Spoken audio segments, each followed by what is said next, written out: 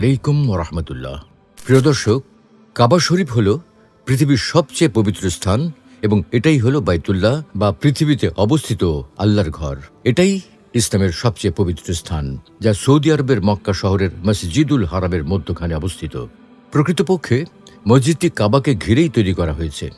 এটাই মুসলমানদের কিবলা, যেদিকে মুখ করে সালাত আদায় করা হয়। অর্থাৎ পৃথিবীর যে স্থান থেকে কাবা যেদিকে মুসলমানগণ ঠিক সেদিকে মুখ করে নামাজ আদায় করেন। তাহলে এইসব নিয়ে বিস্তারিত জানা যাক। প্রিয় দর্শক, প্রথম কাবাঘর নির্মিত হয়েছিল হযরত আদম আলাইহিসসালামের জীবদ্দশায়। পৃথিবীর প্রথম ইবাদত ঘর কাবা নির্মাণ শেষে তিনি তার চারিদিকে প্রদক্ষিণ করেছিলেন।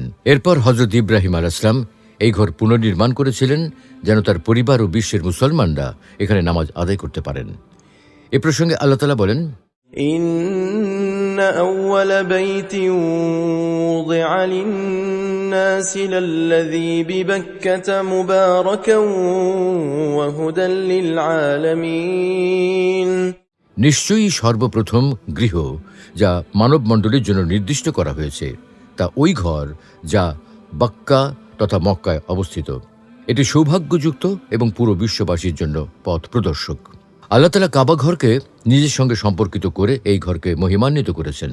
কাবাকে মানুষের জন্য ইবাদতের স্থান হিসেবে নির্ধারণ করে এই ঘরের চারিদিকে শিকার সহ গাছ উপড়ানো নিষিদ্ধ করে মক্কাকে মানুষের জন্য নিরাপদ অঞ্চল করেছেন। আল্লাহ এই ঘরের মর্যাদা রক্ষার উপর গুরুত্ব দিয়েছেন। তিনি দূর দূরান্ত থেকে মানুষকে এই ঘরের কাছে আসতে বলেছেন, যাতে তারা এই ঘরের মালিকের প্রতি বিনম্রতা দেখাতে পারে এবং তার আল্লাহর গুণে নিজেদের গুণান্বিত করতে পারে। তাই পবিত্র কাবাঘর পৃথিবীর সব মসজিদের প্রাণকেন্দ্র। এর রয়েছে অসাধারণ সম্মোহনী শক্তি। এর ভিত্তি হয়েছিল শিরক মুক্ত একত্ববাদের উপর ইখলাস ও একনিষ্ঠতার উপকরণ দিয়ে। সেই আদিকাল থেকে এই ঘরটির মর্যাদা এমনভাবে প্রতিষ্ঠিত ছিল যে এখানে আপনজন হত্যাকারীকে পেলেও তাকে হত্যা করা হতো না। অপবিত্র অবস্থায় এই ঘরে প্রবেশের কোনো সুযোগ নেই।